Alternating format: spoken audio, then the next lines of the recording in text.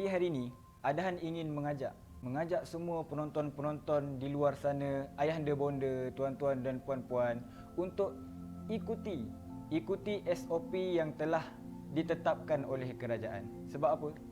Sebelum ni ada kabar gembira untuk kita, terutamanya rakyat Malaysia, yang mana kes COVID-19 ni alhamdulillah semakin lama semakin berkurang dan tidak ada jangkitan selama 3 minggu lebih. Tapi hari ini kita dikejutkan kembali. Kita dikejutkan kembali dengan tiba-tiba merebaknya virus tersebut dan semakin meningkatnya kes-kes COVID-19 hari ini. Jadi sebab apa? Semuanya kembali kepada kita sendiri. Sama ada kita mematuhi, kita mendengar apa yang telah ditetapkan oleh pemimpin kita, ataupun malah kita kufur terhadap perintah dan kita ingkar terhadap apa yang diberitahu oleh pemimpin kita.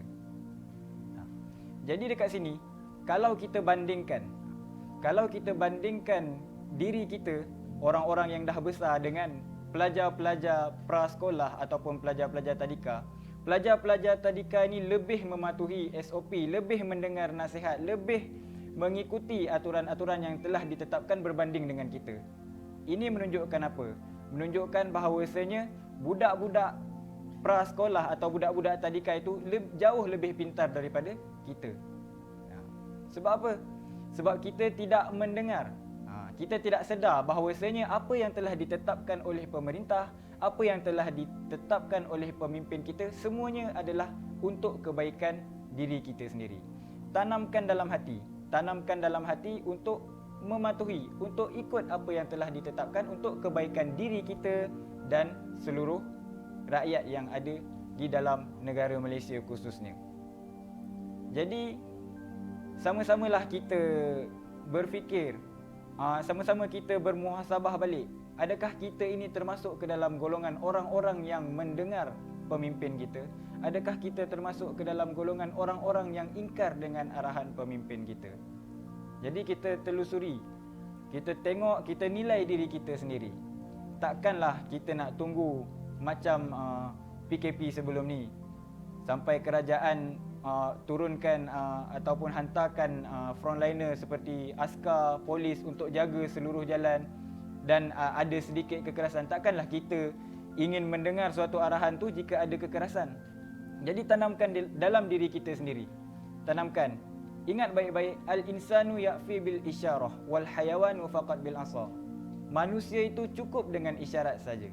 Jadi kerajaan telah memberi kita isyarat, telah memberi kita arahan untuk mematuhi SOP yang telah ditetapkan supaya mendatangkan kebaikan untuk diri kita dan negara, maka ikuti. Wal hayawanu faqat bil asa. Dan sedangkan haiwan itu dia dengan kekerasan. Jadi kalau kita, ketika kerajaan, pemimpin telah memberikan kita isyarat atau telah memberikan kita perintah untuk mengikuti SOP, untuk mengikuti aturan-aturan yang telah diberi, tapi kalau kita tidak ingin ikuti, kita tunggu bila ada kekerasan baru kita ikuti, maka dekat situ kita boleh berfikir sama ada kita ni manusia ataupun binatang. Sebab apa? Sebab macam yang Adahan cakap tadi, al-insanu ya'fil bil isyarah wal hayawanu faqat bil asa. Manusia itu cukup dengan isyarat, cukup dengan percakapan, tak perlu kekerasan. Kalau kekerasan itu wal hayawanu faqat bil asa, sedangkan haiwan itu dia cukup dengan pukulan. Jadi jangan samakan diri kita dengan binatang. Dekat situ kita muhasabah balik. Kita muhasabah, kita nilai diri kita sendiri. Sama ada kita ni di dalam golongan orang yang mendengar apa yang diperintahkan oleh pemimpin kita, atau malah kita ini mengingkari atau malah kufur dengan apa yang telah diperintahkan oleh pemimpin kita terhadap kita. Jadi sama-sama kita nilai diri kita sendiri. Semoga penonton-penonton yang di luar sana yang sedang tengok live ni, yang sedang join live ni, Adahan rasa insya-Allah, alhamdulillah semua penonton-penonton ni adalah dalam golongan orang-orang yang mendengar pemimpin kita.